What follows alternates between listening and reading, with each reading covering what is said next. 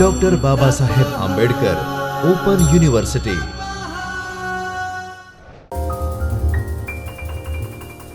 Good afternoon friends, મારું નામ કિંજલ પરમાર છે, assistant professor doctor Baba Saheb Ambedkar open university. તમે બ્લિસમાં એડમિશન તો લઈ લીધું, ઘણા બધા લોકોએ એમનામાં એડમિશન લીધું હશે, ઘણા બધાને આ કોર્સ વિશે ખબર પણ હશે. એમાં ઘણા બધા સબ્જેક્ટ આવે છે. એમાંથી આજે આપણે ગ્રંથાલય વર્ગીકરણ સબ્જેક્ટમાં કયા કયા પાસાઓ છે, કયા કયા ટોપિક છે, એના વિશે આપણે આજે ચર્ચા કરીશું. ગ્રંથાલય વર્ગીકરણ શેના માટે ભણવામાં આવે છે અને શા માટે આ ગ્રંથાલય લાઇબ્રેરી સાયન્સ કોર્સમાં જરૂરી છે તે આપણે ગ્રંથાલય વર્ગીકરણમાં ભણીશું. સૌ પ્રથમ કે કોઈ પણ કામ આપણે કરીએ તો એનો કોઈને કોઈ એક ઉદ્દેશ્ય હોય છે. એવી જ રીતે કોઈ પણ વિષય ભણવો હોય તો એનો પણ એક ઉદ્દેશ્ય હોય છે. જેમ ગ્રંથાલય વર્ગીકરણ લાઇબ્રેરી સાયન્સમાં શા માટે ભણવું તેનો પણ એક ઉદ્દેશ્ય છે. સૌ પ્રથમ કે આવી જ રીતે ગ્રંથાલય વર્ગીકરણ વિષય ભણવાની પાછળ અમુક ઉદ્દેશો છે. તે કયા ઉદ્દેશો છે તે આપણે હવે ચર્ચા કરીશું. વર્ગીકરણ શું છે તે જાણવાનું અને તેનું ગ્રંથાલયમાં શું મહત્ત્વ છે તે સમજાવવાનું કે ગ્રંથાલયમાં વર્ગીકરણ શા માટે આપણે ભણવું જોઈએ અને એનું ગ્રંથાલય વિજ્ઞાનમાં શું મહત્ત્વ છે તે જાણવાનું. બીજું કે પ્રેક્ટિકલી ગ્રંથાલયમાં વર્ગીકરણ કેવી રીતે મદદરૂપ છે તે જાણવાનું. એટલે કે આપણે જ્યારે કોઈ પણ લાઇબ્રેરી ડેવલપ કરીએ છીએ તો એ કઈ રીતે ડેવલપ થાય છે, પુસ્તકોની ગોઠવણી કઈ રીતે થાય છે તે તેમાં ગ્રંથાલય વર્ગીકરણ કઈ રીતે આપણને ઉપયોગી બને છે તે જાણવાનો. વિષય સાથે સંકળાયેલી વૈજ્ઞાનિક પદ્ધતિઓ જાણવાનો. એટલે કે આ વિષયમાં કેટલીક વૈજ્ઞાનિક પદ્ધતિઓ છે જેનાથી તમે વર્ગીકરણને આસાનીથી પુસ્તકોની ગોઠવણી કરી શકો છો અને કોઈ પણ જે ઉપભોક્તા છે તેને એને વિષયને લગતી કોઈ પણ માહિતી અથવા તો કોઈ પણ પુસ્તક તેને આસાનીથી મળી રહે તે માટે આપણે અમુક વૈજ્ઞાનિક પદ્ધતિઓની પણ ચર્ચા કરવાની છે. સૌપ્રથમ પ્રસ્તાવના. અનાદિનકાળથી માંડીને આ જ પ્રયત્ન તથા બાલ્યકાળથી માંડીને મૃત્યુ પ્રયત્ન માનવી પોતાની દ્રષ્ટિ સમક્ષ ઉપસ્થિત થતી વસ્તુ કે વિચારોને સમાનતા અને અસમાનતાના માપદંડ વડે જુદા જુદા વર્ગોમાં વિભાજિત કરતો આવ્યો છે, જેને આપણે સામાન્યતઃ વર્ગીકરણ કહીએ છીએ. એટલે કે જ્યારે પણ અનાદિનકાળથી કોઈ પણ માનવી પોતાનું દરેક વસ્તુઓ જ્યારથી તે અલગ અલગ વિકાસ થઈ રહ્યો છે, દુનિયામાં વિકાસ થઈ રહ્યો છે, વિશ્વમાં જે વસ્તુઓનો વિકાસ થઈ રહ્યો છે, માનવી પોતાની વિચાર ક્ષમતા, બુદ્ધિ ક્ષમતાથી એ વસ્તુઓને અલગ પાડતો આવ્યો છે, એના જૂથો બનાવતો આવ્યો છે. તેને આપણે વર્ગીકરણ સામાન્ય રીતે કહી શકીએ. શિક્ષણનો વ્યાપ વધતો ગયો અને વાંચન સામગ્રીનો ઉપયોગ પણ વધ્યો અને આ જ કારણે અસ્તવ્યસ્ત પડેલી વાંચન સામગ્રીને વ્યવસ્થિત કરવાની જરૂર ઊભી થઈ. જેવી રીતે શિક્ષણનો વ્યાપ વધતો ગયો એવી રીતે ગ્રંથાલયોનો પણ વિકાસ વધતો ગયો અને લોકોની વાંચન ટેવમાં પણ વધારો થયો. લોકોને પુસ્તકોની જરૂર પડી અને પુસ્તકો વાંચન માટે તેઓ ગ્રંથાલયમાં આવતા થયા. આના કારણે વાંચનના પુસ્તકો અસ્તવ્યસ્ત થવા લાગ્યા અને લોકો પછી ગ્રંથાલયને તે પુસ્તકોને વ્યવસ્થિત રીતે ગોઠવવા માટે વર્ગીકરણ પદ્ધતિની જરૂર પડી. ક્લાસિફિકેશનનો અર્થ અને વ્યાખ્યા. ક્લાસિફિકેશન એટલે કે વર્ગીકરણ. વર્ગીકરણ શું છે અને એની વ્યાખ્યા. ક્લાસિફિકેશન શબ્દ લેટિન શબ્દ ક્લાસિસ પરથી ઉતરી આવ્યો છે. પ્રાચીન રોમના નાગરિકો તેનો ઉપયોગ તેઓની સંપત્તિની કક્ષા અનુસાર માનવ જૂથ માટે કરતા અને આ જૂથોને વર્ગ કહેતા. ક્લાસિફિકેશન શબ્દ એ લેટિન ક્લાસિફિકેશન ઉપરથી ઉતરી આવ્યો છે. પ્રાચીનના જે રોમના વ્યક્તિઓ હતા એ બધા તેઓની સંપત્તિની કક્ષા એટલે કે કોઈ માનવી પાસે કેટલી સંપત્તિ છે એના પ્રમાણે એ લોકો જૂથો પાડતા હતા કે આ માનવી પાસે આટલી સંપત્તિ છે તો એ એક વર્ગ થયો, બીજી માનવી પાસે બીજી સંપત્તિ છે તો એ એક વર્ગ થયો. એવી રીતે તેઓ વર્ગીકરણ કરતા હતા અને તેનું પરિણામ એટલે કે ક્લાસિફિકેશન. અને જે વર્ગો બનાવે એનું જે પણ પરિણામ આવે એને વર્ગીકરણ કહેવામાં આવતું. અમેરિકાના ખ્યાતિપ્રાપ્ત ગ્રંથપાલ હેનરી બ્લિસના મત અનુસાર વર્ગીકરણ શબ્દના વિકાસને 3 અવસ્થાઓ અથવા તબક્કાઓમાં વહેંચવામાં આવે છે. અમેરિકાના જે ખ્યાતિપ્રસ્ત ગ્રંથપાલ હેનરી બ્લિસે વર્ગીકરણને 3 રીતે વિભાજિત કર્યો છે. વર્ગ. સૌ પ્રથમ તો કોઈ વર્ગ હોય. વર્ગ એટલે કે કોઈ એક સમૂહ, જુદી જુદી વસ્તુઓ સંબંધિત વર્ગમાં સમાવેશ કરવામાં આવે. એટલે કે કોઈ વર્ગ જેમાં અલગ અલગ વસ્તુઓનો સમાવેશ કરવામાં આવે. વર્ગ નિર્માણ. ઘણી બધી વસ્તુઓમાંથી વિશેષતાના આધારે વર્ગ અથવા ઉપવર્ગને નિર્માણ કરવામાં આવે. વર્ગ એટલે કે કોઈ માનવી છે અને આપણે જીવજંતુને જનાવર છે એવી રીતે વર્ગ કહેવામાં આવે.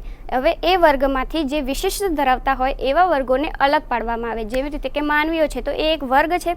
માનવીઓમાં સ્ત્રી અને પુરુષો એ બધી એક અલગ વિશેષતાઓ છે. તો સ્ત્રીઓને અલગ રાખવામાં આવે, પુરુષોને અલગ રાખવામાં આવે. એવી રીતે જીવજંતુઓ છે તો એ પણ એક વર્ગ છે. એમાં પ્રાણીઓ અલગ હોય, પક્ષીઓ અલગ હોય. એવી રીતે વર્ગનું વિભાજન કરવામાં આવે તો એ વર્ગ નિર્માણ થયું. વર્ગીકરણ સમસ્ત વર્ગ અને ઉપવર્ગોને સિદ્ધાંતો અને નિયમો અનુસાર ક્રમબદ્ધ કરવામાં આવે.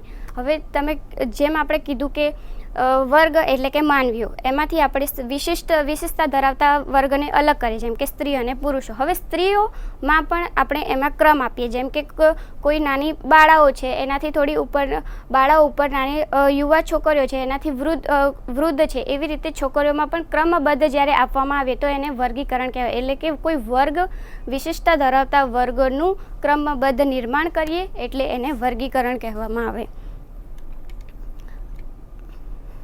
વ્યાખ્યા. વર્ગીકરણ એટલે શું? હવે ગ્રંથાલયમાં જો વર્ગીકરણ જોવા જઈએ તો વર્ગીકરણ એટલે પુસ્તકને ફલક ઉપર વ્યવસ્થિત કરવા અથવા તો પુસ્તકોને વાચકો માટે અત્યાધિક ઉપયોગી બનાવવાનું વિવરણ. એટલે કે પુસ્તકો ગ્રંથાલયમાં તમે જ્યારે જતા હશો ત્યારે તમે જોતા હશો કે પુસ્તકો એક ઘોડા ઉપર ગોઠવવામાં આવે છે.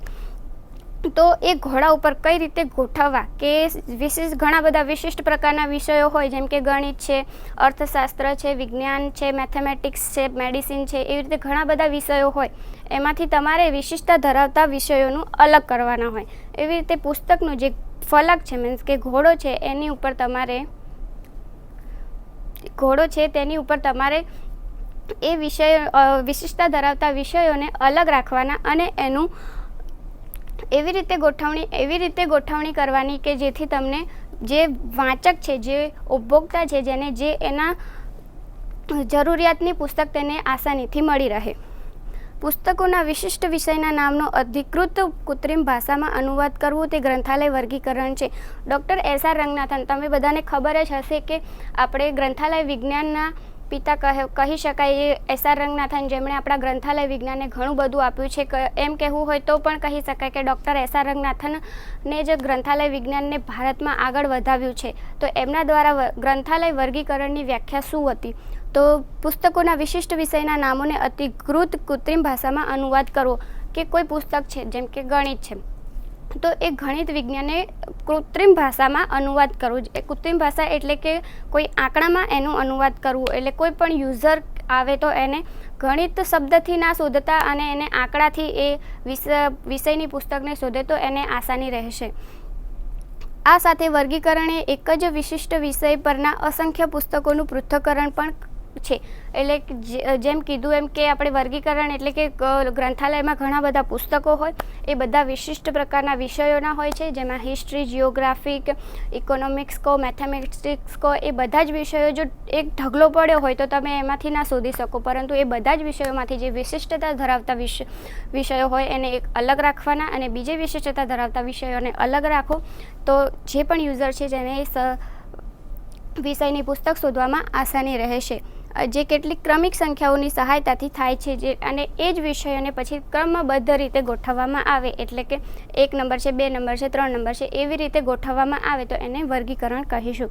જેવી રીતે તમે ઉદાહરણ તરીકે જોઈએ કે તમે માર્કેટમાં શાકભાજી લેવા જતા હો તો શાકભાજીવાળો કંઈ બધી જ શાકભાજી હોય એ મિક્સ કરીને રાખશે તો તમને લેવામાં આસાની નહીં રહે કે તમે શું લેશો, બટાકા લેશો કે રીંગણ લેશો કે ટામેટાં લેશો. પરંતુ જો એ શાકભાજીવાળો બટાકાને અલગ રાખે છે, ડુંગળીને અલગ રાખે છે અને ટામેટાને અલગ રાખે છે તો તમને આસાની રહેશે કે તમારે શું લેવું છે. તમારી જરૂરિયાત પ્રમાણે તમને એ અલગ રીતે વ્યવસ્થા કરી આપે છે. એવી જ રીતે ગ્રંથાલયમાં હોય છે કે પુસ્તકોને તમને એવી અલગ રીતે વ્યવસ્થા કરી આપવામાં આવે કે જેથી તમે તમારી જોઈતી પુસ્તકને આસાનીથી લઈ શકો છો.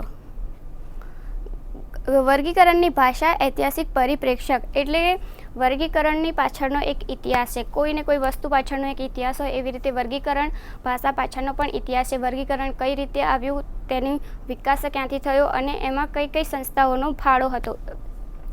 ઘણી બધી જે આપણા ગ્રંથાલય વૈજ્ઞાનિકો હતા એમના દ્વારા ગ્રંથ વર્ગીકરણ નો વિકાસ કરવામાં આવ્યો. તેમણે પોતાનું ઘણું બધું યોગદાન આપ્યું. તેની સાથે સાથે ઘણી બધી સંસ્થાઓએ પણ તેમાં પોતાનું યોગદાન આપ્યું છે. એમાંથી FID, CR, ગ્રંથાલય વર્ગીકરણના સંશોધનમાં FIDCRનો મહત્ત્વનો ફાળો છે. ક્લાસિફિકેશન રિસર્ચ માટે FIDCR એક સંસ્થા ડેવલપ કરવામાં આવી. તેણે આ કમિટી 1946માં સ્થાપિત કરવામાં આવી હતી. 1946માં એની સ્થાપના કરવામાં આવી હતી. આ કમિટી દ્વારા ગ્રંથાલય વર્ગીકરણ પર 2 ઇન્ટરનેશનલ સભાઓ 1962માં કરવામાં આવી હતી. રંગનાથને પણ આ કમિટીમાં મહત્ત્વનો ફાળો આપ્યો હતો કે રંગનાથન દ્વારા આ વર્ગીકરણ પદ્ધતિમાં કયા કયા પદોનો સમાવેશ થશે અને કઈ રીતે આ આખી પદ્ધતિને આપણે ગોઠવી શકીએ કે જેથી કોઈ પણ પુસ્તકને ગોઠવવામાં તેનો એક નંબર આપવામાં આપણને આસાની રહે. તેના બધા જ પદો એક સભા દરમિયાન ચર્ચા કરવામાં આવી હતી. તેના પછી છે CRG ગ્રુપ લંડન, જે લંડનમાં છે classification research group. AG Wells અને BC વિક્રી દ્વારા ક્લાસિફિકેશન રિસર્ચ ગ્રુપની સ્થાપના કરવામાં આવી હતી 1952માં. આ ગ્રુપે ગ્રંથાલય વર્ગીકરણમાં રિસર્ચને એક નવો જ વેગ આપ્યો. FIDCR દ્વારા તો ગ્રંથાલય વર્ગીકરણમાં પોતાનું યોગદાન આપવામાં આવ્યું જ હતું. એ સિવાય CRGએ એક નવો વેગ આપ્યો કે જેના કારણે ડૉક્ટર SR રંગનાથને પોતાનું મહત્ત્વનું યોગદાન આપ્યું હતું. આ ગ્રુપે એ ગ્રંથાલય વર્ગીકરણમાં રિસર્ચને એક નવો વેગ આપ્યો. ગ્રેટ બ્રિટનમાં લાઇબ્રેરી એસોસિએશન દ્વારા આવી એક એજન્સીની સ્થાપના કરવામાં આવી જે ગ્રંથાલય વર્ગીકરણના સંશોધનમાં મદદરૂપ બની શકે. CRGની જે સભા થઈ એમાં જે ચર્ચા થઈ એના પછી લાઇબ્રેરી એસોસિએશન જે બ્રિટનમાં આવેલું છે તેના દ્વારા પણ એક આવી એજન્સીની સ્થાપના કરવામાં આવી કે જે ગ્રંથાલય વર્ગીકરણમાં પોતાનું યોગદાન આપી શકે. ત્રીજી છે કે DRTC ઇન્ડિયા. જેવી રીતે ઇન્ટરનેશનલ લેવલે જે FIDCR અને CRGની સ્થાપના કરવામાં આવી તેવી જ રીતે ડૉક્ટર SR રંગનાથન દ્વારા ઇન્ડિયામાં DRTCની સ્થાપના કરવામાં આવી 1962માં. ડોક્યુમેન્ટેશન રિસર્ચ ટ્રેનિંગ સેન્ટર, જે રીતે ઇન્ટરનેશનલ લેવલે આપણે જોઈએ તો એ CRG અને FIDCR એ ગ્રંથાલય વર્ગીકરણ માટે ઘણું બધું કરી રહી છે. તેઓ રંગનાથનને એવો વિચાર આવ્યો કે ઇન્ટરનેશનલ લેવલે થાય છે તો શા માટે આપણે નેશનલ લેવલે પણ ના કરીએ. તો એમણે DRTCની સ્થાપના કરી અને DRTCમાં ગ્રંથાલય વર્ગીકરણની સાથે સાથે સૂચિકરણ, ડોક્યુમેન્ટેશન તેમજ ઇન્ટરલાઇબ્રેરી લોન છે, કોઈ પણ સર્વિસીસ છે, બધાના જ કામ એવો હાથ ધરવામાં આવ્યા. વર્ગીકરણ પરિભાષા અને ભારતીય વિચારધારા કે એનો ઇતિહાસ તો આપણે જાણી લીધો કે કઈ રીતે વર્ગીકરણ આવ્યું, કઈ રીતે તેમાં ઘણી બધી સંસ્થાઓનો ફાળો રહ્યો. હવે ભારતમાં આ વિચારધારા કઈ રીતે આગળ વધી તેની આપણે ચર્ચા કરીશું. છેલ્લા 100 વર્ષોમાં વિશ્વમાં ગ્રંથાલય વર્ગીકરણની અનેક પદ્ધતિઓ રચવામાં આવી. જેવી રીતે ઇન્ટરનેશનલ લેવલ ઉપર ઘણી બધી એવી રચનાઓ કરવામાં આવી અને ગ્રંથાલય વર્ગીકરણ ઉપર ઘણી બધી સભાઓ અને ચર્ચાઓ થઈ અને ઘણા બધા તેમાંથી શોધ પણ બહાર આવ્યા. 1955માં બ્રુસેલ્સમાં તેમની સામાન્ય સભાની બેઠકમાં FIDએ વર્ગીકરણના પદોનો પારિભાષિક કોષ તૈયાર કરાવવો એ જરૂરી અને અસરકારક રૂપે ઠરાવનો સ્વીકાર કર્યો. જે 1955માં બ્રુસેલની જે સભા થઈ હતી તેમાં ડૉક્ટર SR રંગનાથને પોતાનું યોગદાન આપ્યું હતું અને તેમાં ડૉક્ટર SR રંગનાથન દ્વારા તેમજ બીજા ગ્રંથાલયના વૈજ્ઞાનિકો દ્વારા અમુક પદો આપવામાં આવ્યા હતા. જે પદોનો ઠરાવ તેમણે આ સભામાં પસાર કર્યો હતો. ગ્રંથાલયની સર્વગ્રાહી સત્તા હેઠળ શબ્દકોશના માર્ગદર્શન માટે ગ્રંથાલયના તકનીકી કર્મચારીને સામેલ કરવા ભારતીય માનક સંસ્થા વિભાગ સમિતિએ વર્ગીકરણ પદોનો પારિભાષિક કોષ તૈયાર કરવાનું કાર્ય હાથ ધર્યું હતું.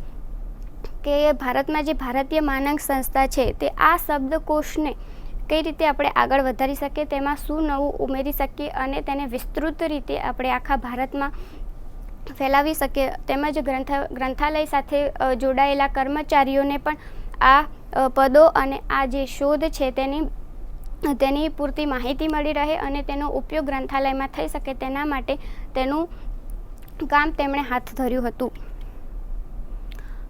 IS 2550 થી 1963 માનાંકમાં 3 વિસ્તૃત મથાળા હેઠળ 23 પ્રકરણો સમાવ્યા હતા. જે સભા થઈ હતી તેના પછી ભારતીય માનાંક દ્વારા જે IS 2550 1963 માનાંકમાં 3 વિસ્તૃત મથાળા હેઠળ 23 પ્રકરણો તે લોકોએ સમાવ્યા હતા. એમાં સામાન્ય વર્ગીકરણ, ગ્રંથાલય વર્ગીકરણ અને જ્ઞાનનું વર્ગીકરણ ત્રણેય એક વિશ્વ છે જેમાં વિશ્વ અને જ્ઞાનની પાયાગત વિભાવનાઓ આપવામાં આવી હતી, જે નીચે મુજબ છે. એટલે કે જે ક્લાસિફિકેશન વર્ગીકરણ છે કે તેમાં કયા કયા પદોનો સમાવેશ કરી શકાય, કઈ વિભાવનાઓ જે ક્લાસિફિકેશનમાં જરૂરી છે તેના માટે આ પુસ્તક છે, તો તેના માટે આ વિભાવના તો ખૂબ જરૂરી છે. પુસ્તક હોય તો તેને આ રીતે ગોઠવવા માટે આ વિભાવના જરૂરી છે. એવી ઘણી બધી વિભાવનાઓ તેમણે આ સભામાં આપી હતી. તે વિભાવનાઓ કઈ કઈ છે તે આપણે જોઈશું. વિશ્વ અને ભાગ, સમૂહ અને વર્ગ, લાક્ષણિકતાઓ અને ગુણધર્મો, ગ્રંથાલયમાં વર્ગીકરણ, વિદ્યાઓ અને પાયાના વિષયો, પ્રકાર, મુખકો અને પૃથકો, પંક્તિ અને શૃંખલા, વર્ગીકરણ માટેની અનુસૂચિઓ અને છેલ્લે સંજ્ઞા. આ બધી જ વિભાવનાઓને આપણે એક એક કરીને સમજીશું. વિશ્વ અને ભાગ. વિશ્વ એટલે કે જેમ આપણે કોઈ એક દુનિયા છે એવી રીતે વિશ્વના 3 પ્રકાર હોય છે કે મર્યાદિત વિશ્વ છે, અમર્યાદિત વિશ્વ છે અને વિસ્તૃત વિશ્વ છે. એવી રીતે મર્યાદિત વિશ્વમાં જોઈએ તો કે મર્યાદિત એટલે કોઈ એક સીમિત હોય, કોઈ મર્યાદિત હોય. જેમ કે વર્ગખંડના વિદ્યાર્થીઓ, તો વર્ગખંડ એક વિશ્વ થઈ ગયું અને તેના વિદ્યાર્થીઓ વિશ્વના માનવીઓ થયા. એવી રીતે ઉદાહરણ તરીકે આપણે જોઈએ કે કૂવામાં દેડકો છે, તો એ દેડકા માટે તેનું વિશ્વ એક કૂવા પૂરતું મર્યાદિત છે. તેના માટે બહારની કોઈ દુનિયા એના માટે દુનિયા નથી. એના માટે તો વિશ્વ એટલે કૂવો થઈ ગયો. એવી રીતે એ મર્યાદિત વિશ્વ થઈ ગયું. અમર્યાદિત વિશ્વ જોઈએ તો કે અસંખ્યાઓ સાથેનું વિશ્વ, એટલે ઘણી બધી અંતર સુધીનું. જેમ કે બ્રહ્માંડ એનું કોઈ જ સંખ્યા નથી, જેમાં કોઈ જ લિમિટેશન નથી, અસંખ્ય સુધીનું વિશ્વ છે. અને વિસ્તૃત વિશ્વ, સમયે નવી વસ્તુ ઉમેરાય, જેમ કે અભ્યાસના વિષયો. વિસ્તૃત વિષયમાં આપણે આપણા જો વિશ્વની જો વાત કરીએ તો કે વિશ્વમાં શરૂઆત જ્યારે કરી હતી તો ક્યારે કોઈ એક નાનકડું ગામડું હોય અથવા તો કોઈ નાનકડું શહેર હોય, એનાથી વધીને જ્યારે તેમાં નવું ઉમેરાય, કોઈ નવા શહેરો ઉમેરાય, નવા ગામડાઓ ઉમેરાય, નવી સિટી ઉમેરાય અને નવા રાજ્યો પણ ઉમેરાય છે. તો એ વિસ્તૃત વિશ્વ થઈ ગયું કે જેમાં સમયે ઘણું બધું ઉમેરાતું હોય છે. ભાગ એટલે કે કોઈ વસ્તુ કે વિચાર, કોઈ પણ વસ્તુ કે વિચાર હોય એને આપણે ભાગ કહી શકીએ. સમૂહ અને વર્ગ. સમૂહ એટલે શું? વિશ્વની વસ્તુઓનો સરેરાશ કુલ જથ્થો આ જૂથ છે, જેમાં 2 પ્રકાર પડે છે. કોઈ એક વ્યક્તિ પણ જૂથ હોઈ શકે અને 2 કે તેથી વધુ વ્યક્તિઓ મળીને પણ જૂથ બની. બીજી તરફ વર્ગ એટલે જૂથને અનુક્રમમાં વિભાજન દ્વારા નિશ્ચિત ગોઠવણી કરે. જૂથ એટલે કે જેમ આપણે કીધું કે માનવીઓ એક વર્ગ છે, એવી રીતે માનવી એક જૂથ પણ કહી શકાય. એમાં અલગ અલગ વિભાવના હોય કે સ્ત્રીઓ છે, પુરુષો છે. એ કોઈ એક વ્યક્તિ પણ જૂથ હોઈ શકે છે. જેમ કે કોઈ એક સંસ્થા એ એક જ છે તો એને જૂથ કહી શકાય. એવી રીતે ઘણા બધા 2 કે તેથી વધારે વ્યક્તિઓ મળીને પણ જૂથ બની શકે છે. બીજી તરફ જોઈએ તો વર્ગ એટલે જૂથ, સમૂહ એક વ્યક્તિ સમૂહ થઈ શકે છે, 2 વ્યક્તિ મળીને પણ સમૂહ થઈ શકે છે. એવી રીતે વર્ગ કહીએ તો વર્ગ એટલે એ જે પણ સમૂહ છે કે જૂથ છે તેને અનુક્રમણિકામાં ગોઠવવા અથવા તો વિભાજન દ્વારા કોઈ નિશ્ચિત ગોઠવણી કરવી, એને વર્ગ કહેવામાં આવશે. લાક્ષણિકતાઓ અને ગુણધર્મો. જેવી રીતે કોઈ પણ જોઈએ કે દરેક વસ્તુઓ કોઈ માનવી હોય કે કોઈ પણ હોય તેમાં અલગ અલગ લાક્ષણિકતાઓ રહેલી છે. તેવી જ રીતે પુસ્તકની વાત કરીએ તો પુસ્તકો પણ તેમની લાક્ષણિકતાઓના આધારે તેમનું વિભાજન કરવામાં આવે છે. ડૉક્ટર એસ.આર. રંગનાથન દ્વારા અમુક ગુણ પુસ્તક માટે પણ નક્કી કરવામાં આવ્યા છે. જેમ કે કોઈ બાળક છે તો તે બાળકને મુખ છે એ કોઈ એની લાક્ષણિકતા નથી, જે કોમન છે, જે બધાના હોય છે. પરંતુ કોઈ બાળક ઊંચું છે કે નીચું છે તો ઊંચાઈ એ એનું એક લાક્ષણિકતા થઈ અને નીચાઈ એ પણ એક એની લાક્ષણિકતા થઈ. એવી જ રીતે પુસ્તકોમાં પણ કોઈ પુસ્તક જેની પેજની સાઇઝ વધારે છે અથવા તો તે હાર્ડ બાઉન્ડ છે અથવા તો તે પેપર બેક છે અથવા તો પેપરની સાઇઝ ઓછી છે. એવી રીતે પુસ્તકને પણ અલગ અલગ રીતે આપણે એની લાક્ષણિકતાઓ પ્રમાણે અલગ પાડી શકીએ છીએ. જેમ કે બાઉન્ડ વોલ્યુમ્સ હોય તો તેને અલગ કરી શકીએ છીએ, પેપર બેકવાળા પુસ્તકો હોય તેને અલગ કરી શકીએ છીએ, નાની સાઇઝના પુસ્તકોને અલગ રાખી શકીએ છીએ અને ઓવર સાઇઝ એટલે કે વધારે પડતી સાઇઝના પુસ્તકોને પણ અલગ રાખી શકીએ છીએ. તો કે વર્ગીકરણમાં લાક્ષણિકતા અને ગુણધર્મ કઈ રીતે અપનાવી શકાય તો કે કોઈ પણ જો વધારે મોટી સાઇઝના પુસ્તકો હોય તો તેને આપણે એક અલગ રીતે કલેક્શન કરીને રાખી શકીએ છીએ. તો આ વિભાવના હોવી એક જરૂરી છે. આવી રીતે પુસ્તકોના પણ અમુક ગુણ હોય છે. પુસ્તક એવી જ રીતે કે હિન્દી પુસ્તકો છે, ઇંગ્લિશ પુસ્તકો છે, નાટક છે, ગદ્ય છે, સાહિત્ય છે, એમનું પણ એક અલગ અલગ કલેક્શન કરી શકીએ છીએ, જે વર્ગીકરણમાં અલગ રીતે બધા કલેક્શન રાખી શકીએ છીએ. ગ્રંથાલયમાં વર્ગીકરણ જ્યારે વસ્તુ તરીકે પુસ્તકો અથવા માહિતીની બીજી બાબતો હોય તો તેઓનું વર્ગીકરણ એ ગ્રંથાલય વર્ગીકરણ છે. જે રીતે આપણે વર્ગીકરણ કીધું કે માનવી હોય એમાં વર્ગીકરણ થાય છે, એમાં વર્ગ થાય છે, કોઈ જે જીવજંતુઓ છે તેમાં વર્ગીકરણ થાય છે, તો તેવી જ રીતે પુસ્તકોમાં પણ વર્ગીકરણ થતું રહે છે. પુસ્તકોમાં કોઈ પણ પુસ્તકો છે તેની સમાન વિશેષતા ધરાવતા વિષયોને અલગ રાખીએ તો એ ગ્રંથાલય વર્ગીકરણ કહી શકાય છે. એવી જ રીતે માહિતી હોય તે કે માની લો કે કોઈ કરંટ અવેરનેસ ઇન્ફોર્મેશન છે, જે લેટેસ્ટ ઇન્ફોર્મેશન છે તેને અલગ રાખી શકો છો, અને જે ઐતિહાસિક ઇન્ફોર્મેશન છે તેને પણ તમે અલગ રાખી શકો છો.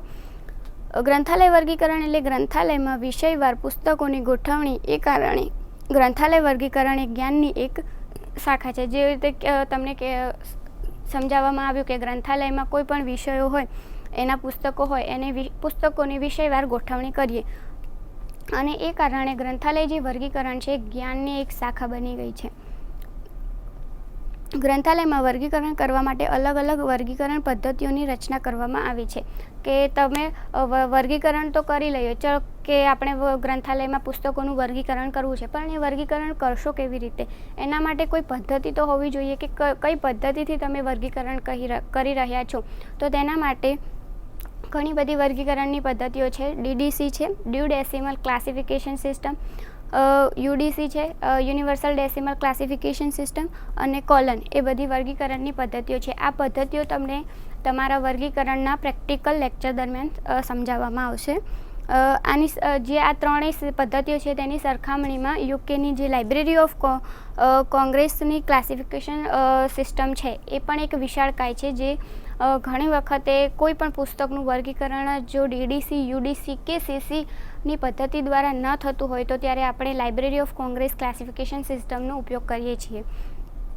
ગ્રંથાલય વર્ગીકરણમાં રીટા માર્શલના મત મુજબ વિષયના પુસ્તકો અને અન્ય અધ્યતન સ્ત્રોતોનો અથવા તો સૂચિ સંલેખોમાં ગોઠવણી પદ્ધતિ જે કોઈ નિશ્ચિત ચોક્કસ માહિતીની ઈચ્છા ધરાવે છે અથવા તેઓની પસંદગીના વિષયનું અસરકારક તપાસ માટેના વધુમાં વધુ પસંદગીનો સ્ત્રોત પ્રદર્શિત કરે છે. કે ગ્રંથાલય વર્ગીકરણ એ જ કહેવા માંગે છે કે વિષયના જે પુસ્તકો છે અથવા તો અન્ય અધ્યતન સ્ત્રોતો છે, જેની સૂચિઓ છે અથવા તો સંલેખો છે, ગોઠવણીઓ છે, તે પદ્ધતિ જે કોઈ નિશ્ચિત ચોક્કસ માહિતીઓ હોય અને જે રસ ધરાવતા જે યુઝર્સ છે તેમને તે પુસ્તક તેમની એક જગ્યાએથી મળી રહે, તેમને ગ્રંથાલયના બધા જ પુસ્તકો માંથી શોધવાની જરૂર ના પડે, એવી રીતેની એક સિસ્ટમ, અને વધુ ને વધુ તે તેમના પસંદીદા સ્ત્રોતો અને પુસ્તકોને શોધી શકે. નિયમાવલી અને વિષયો. નિયમાવલી અને વિષયો એટલે કે વિષયો જેવી રીતે કહીએ કે વિષયો ઘણા બધા પ્રકારના હોય છે, કે સામાન્ય વિષયો પણ હોય, ગણિત છે, વિજ્ઞાન છે, આપણે જેમ કીધું કે મેડિસિન છે, બાયોટેકનોલોજી છે, સાયન્સ છે. એવી રીતે જ્યારે પણ ગ્રંથાલયમાં કોઈ પુસ્તક આવે તો એનું વર્ગીકરણ કેવી રીતે કરવું, તો એ વિષયોને આધારિત કરવામાં આવે છે. જેમ કે વિષયોમાં પાયાગત વિષયો હોય. પાયાગત એટલે કે જે બેઝિક વિષયો કહી શકાય. પાયાગત વિષયોમાં અર્થશાસ્ત્ર, મનોવિજ્ઞાન, ગણિત, સોશિયલ વર્ક જેવા વિષયોનો સમાવેશ થાય. આવા વિષયોમાં વધારો ઘટાડો થઈ શકે છે. જે પાયાના એટલે કે બેઝિક વિષયો જે આપણે ધોરણ 10, 11, 12માં ભણતા હોઈએ છીએ, કે ગણિત છે, વિજ્ઞાન છે, અર્થશાસ્ત્ર છે, ઇકોનોમિક્સ છે, અર્થશાસ્ત્ર, મનોવિજ્ઞાન, ગણિત, સોશિયલ વર્ક, જે બધા પાયાના વિષયો કહી શકાય, કે જે એક જ વિષયને આધારે આખું તમને સમજાવવામાં આવે. સંયુક્ત વિષયો એટલે કે જ્યારે વિષયનો મુખ્ય જે વિષય હોય, જે મુખ્ય પાસું હોય એ અને બીજું એક મુખ્ય પાસું થઈને એક વિષય બને, તેને એ વિષયને લગતું જ કોઈ પાસું જોડાઈ અને એક વિષય બને તો તેને સંયુક્ત વિષય કહી શકાય. જેમ કે મનોવિજ્ઞાન એ પાયાગત વિષય છે, પરંતુ જો બાળ એ એક મુખક છે જેનું કોઈ સ્વતંત્ર છે, જેને જ્યાં સુધી એ પાયાગત વિષય સાથે ના જોડાય ત્યાં સુધી તેનું કોઈ અસ્તિત્વ નથી રહેતું, તો બાળ વિજ્ઞાન એ સંયુક્ત વિષય થઈ ગયો. એટલે મનોવિજ્ઞાનની સાથે એને લગતું પાસું જ્યારે જોડાય, એટલે બાળકોનું મનોવિજ્ઞાન, તો એ બાળકનું મનોવિજ્ઞાન એક સંયુક્ત વિષય થઈ ગયો. એવી રીતે કે બાયોલોજી અને ટેકનોલોજી એ બંને પાયાગત વિષયો છે, પરંતુ જ્યારે બંને વિષયોને ભેગા કરીને કે બાયોટેકનોલોજી એવી રીતે કોઈ વિષય આપવામાં આવે તો એ વિષયને સંયુક્ત વિષય તરીકે ઓળખવામાં આવે છે. જટિલ વિષય એટલે એવા વિષયો કે જે પાયાગત વિષયો તેમજ સંયુક્ત વિષયોના જોડાણથી સર્જાય છે, જેમ કે સાર્વજનિક ગ્રંથાલયોમાં ગ્રંથાલય સંચાલનનો તુલનાત્મક અભ્યાસ. હવે જટિલ વિષયો વિશે વાત કરીએ તો કે ના એ પાયાગત વિષયો અને સંયુક્ત વિષય, પાયાગત જે બેઝિક વિષય છે અને સંયુક્ત વિષય એ કે બેઝિક વિષયની સાથે એને લગતું કોઈ પદ જોડાય. આ બંને જ વિષયો પાયાગત તેમજ સંયુક્ત બંને વિષયોને જોડીને એક વિષય બને એટલે કે જટિલ વિષય, જેમાં બંને જ હોય કે ગ્રંથાલય સંચાલન છે અને ગ્રંથાલય છે. તેવી જ રીતે કેમેસ્ટ્રી અને મેથેમેટિક્સ બંને, કેમેસ્ટ્રી એક બેઝિક વિષય છે, મેથેમેટિક્સ એ પણ બેઝિક વિષય, પરંતુ એ બંનેનો જ્યારે તુલનાત્મક અભ્યાસ કરવામાં આવે તો એક જટિલ વિષય બની જાય છે. અથવા તો મનોવિજ્ઞાન અને બાળ મનોવિજ્ઞાન વચ્ચેનો તફાવત, તો મનોવિજ્ઞાન બેઝિક થઈ ગયો અને બાળ મનોવિજ્ઞાન એ સંયુક્ત વિષય થઈ ગયો. એ બંનેનો તુલનાત્મક અભ્યાસ કરો ત્યારે એ વિષયને તમે જટિલ વિષય કહી શકો છો. શ્રેણીઓ, મુખકો અને પૃથકો. ગ્રંથાલય વર્ગીકરણમાં શ્રેણીઓ, મુખકો અને પૃથકોનું શું મહત્ત્વ છે કે આ તમે વર્ગીકરણ જ્યારે પુસ્તકોનું કરશો તો શ્રેણીઓ, મુખકો અને પૃથકો કઈ રીતે તમને મદદરૂપ થશે? તો કે ગ્રંથાલય વર્ગીકરણમાં શ્રેણીઓ, મુખકો અને પૃથકો એ મહત્ત્વનો ભાગ છે. પૃથક એટલે ક્યારેય કોઈ વિષય હોતો નથી. પૃથક એ સ્વતંત્ર છે, જેનું જ્યાં સુધી એ કોઈ વિષય સાથે સંકળાય નહીં ત્યાં સુધી એનું કોઈ અસ્તિત્વ નથી હોતું. પૃથક જ્યારે કોઈ પાયાગત વિષય સાથે જોડાય ત્યારે તે કોઈ સંયુક્ત વિષય બને છે અને એનું અસ્તિત્વ બને છે. કારણ કે પૃથક એ સ્વતંત્ર છે, જેમ કે બાળક એ સ્વતંત્ર છે, ખંડ એ સ્વતંત્ર છે, દુનિયા સ્વતંત્ર છે. એવી રીતે એ બધા પૃથકો કહી શકાય કે જે જ્યાં સુધી કોઈ વિષયો સાથે ના સંકળાય ત્યાં સુધી તેનું અસ્તિત્વ હોતું નથી. જેમ કે મનોવિજ્ઞાન બેઝિક વિષય કહીએ છીએ અને બાળક એ પૃથક બની જાય, તો બાળકની જ્યારે મનોવિજ્ઞાન પાયાગત વિષય સાથે આપણે જોડીએ ત્યારે એ સંયુક્ત વિષય બને છે ને ત્યારે તેનું અસ્તિત્વ બને છે. એવી જ રીતે મુખકો સમાન લાક્ષણિકતા ધરાવતા પૃથકોના સમૂહને મુખક કહે છે. પૃથકો કહી દીધા તો એવા ઘણા બધા પૃથકો જે સમાન લાક્ષણિકતા ધરાવતા હોય, જેમ કે બાળકો છે તો એવી રીતે સ્ત્રીઓ એ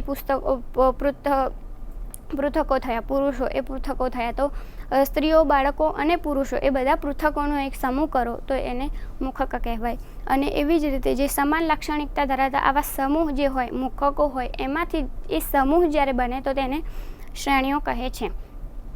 એ બધા જ સમૂહને એક શૃંખલામાં, એક ચેનમાં પણ ગોઠવવામાં આવે છે જે શ્રેણીઓ તરીકે ઓળખાય છે. પંક્તિઓ અને શૃંખલાઓ. પંક્તિઓ અને શૃંખલાઓ શું છે? તો વર્ગીકરણમાં પંક્તિઓ જે પૃથકો છે, જે સ્વતંત્ર છે, જે તમને આગળ સમજાવવામાં આવ્યું. એવી જ રીતે જે પૃથકો, જે સ્વતંત્ર પદો છે તે પાયાગત વિષયો સાથે જોડાય છે અને આ જ પૃથકોને પંક્તિઓ કે શૃંખલાઓના ક્રમમાં ગોઠવવામાં આવે છે. જેવી રીતે પૃથકો પાયાગત વિષયો સાથે જોડાઈને સંયુક્ત વિષય બને છે અને એ જ પૃથકોને તમે ક્રમમાં ગોઠવો ત્યારે પંક્તિઓ કે શૃંખલાઓ બને છે. ઉદાહરણ તરીકે લઈએ કે ખંડ. તમને ઉદાહરણ તરીકે સમજાવો કે ખંડ એટલે એક પૃથક થયું જેનું કોઈ અસ્તિત્વ નથી જ્યાં સુધી તે કોઈ પાયાગત વિષય સાથે જોડાય નહીં.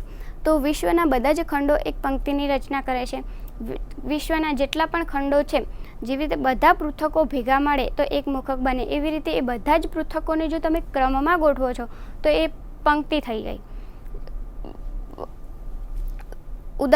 ખંડો જ્યારે ભેગા થાય છે ત્યારે એક મુખક બને છે. બધા જ ખંડો ભેગા થઈને એક સમૂહ થાય તો એને મુખક કહેવાય. પરંતુ જો એ બધા જ ખંડોને ક્રમમાં ગોઠવવામાં આવે તો તેને પંક્તિ કહેવાય. એ પંક્તિની રચના કરે છે. શૃંખલા વિષયના વર્ગો અને તેની પછીની કડીઓનું જોડાણ. એટલે શૃંખલા, જેમ તમને ઉદાહરણ આપીને સમજાવીએ કે વિષય એક વિસ્તૃત છે, વિશ્વ એક વિસ્તૃત છે. એવી રીતે વિશ્વની અંદર ઘણા બધા ખંડો હોય. ખંડની અંદર દુનિયા, ખંડની અંદર દેશો આવે, દેશોની અંદર રાજ્યો, રાજ્યોની અંદર જિલ્લા, જિલ્લામાં તાલુકા, તાલુકામાં શહેર, શહેરમાં ગામડા અને ગામડામાં ઘરો. એવી રીતે એક ચેન બને. એ ચડતા કે ઉતરતા ક્રમમાં હોઈ શકે છે. તો એ બંને શૃંખલાઓ જ કહેવાય. જો ચડતા ક્રમમાં જઈએ તો કે કોઈ ઘર છે, ઘર એ સિટીમાં છે, સિટીથી તમે ગામડું, ગામડાથી શહેર, શહેરથી રાજ્ય, તાલુકો, તાલુકાથી રાજ્ય ને રાજ્યથી દેશ ને દેશથી ખંડ, એવી રીતે તમે પહોંચી શકો છો. તો એ એક શૃંખલા કે જે તમને ચેનમાં ગોઠવે છે. અને પંક્તિઓ એ એક પૃથકોને અલગ ક્રમમાં ગોઠવે છે, જેમાં કોઈ ચડતો કે ઉતરતો ક્રમ નથી. તેમાં બધા જે સરખા હોય છે, ખંડો બધા સરખા છે અને તેનું એક ક્રમમાં ગોઠવણી કરવામાં આવે. પરંતુ જો શૃંખલાઓમાં જોઈએ તો તેને એક ઉતરતા કે ચડતા ક્રમમાં ગોઠવવામાં આવે. વર્ગીકરણના અનુસૂચિઓ.